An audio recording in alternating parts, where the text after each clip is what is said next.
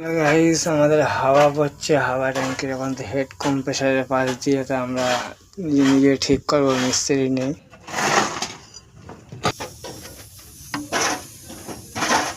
আমাদের এটা থেকে হাওয়া পড়ছে,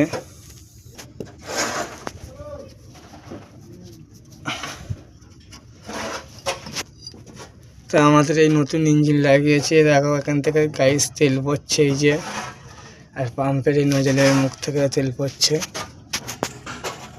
আমাদের এই নাটটা থেকে তেল পড়ছে, এই যে নাট, ওয়াশার কাটা আছে, মাউন্টেনটা ঢিলা আছে, নাট একটা। আমরা যাচ্ছি 6915, খুবই ভালো গাড়ি।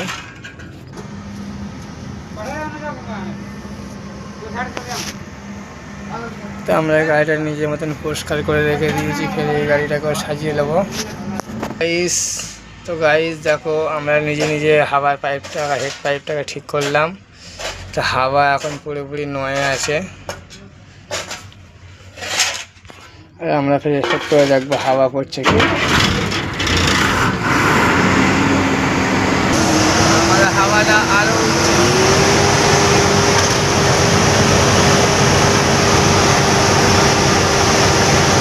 তো গাইস দেখো, এই হাওয়ার পাইপটা আমরা ঠিক করে নিলাম হেড কম্প্রেসার এখান থেকে।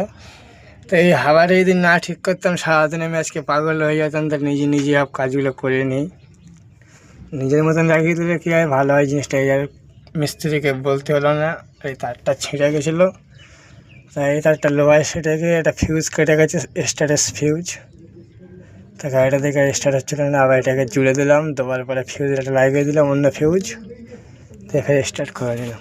তো চলো গাইস, আজ আমরা আসলাম সিএম প্ল্যান প্রবীরদার, আর আমাদের যে 6915 লোড হবে আজকে মঙ্গলবার। আর এই যে আমাদের কংক্রিট প্ল্যান্ট।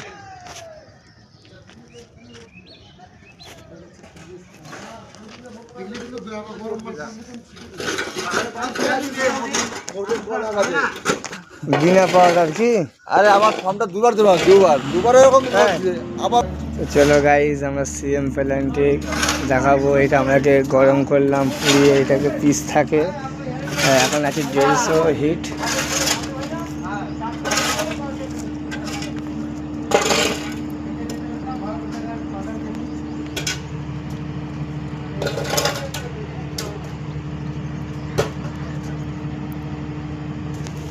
আমাদের মেশিনটাই চালু হয়ে গেল।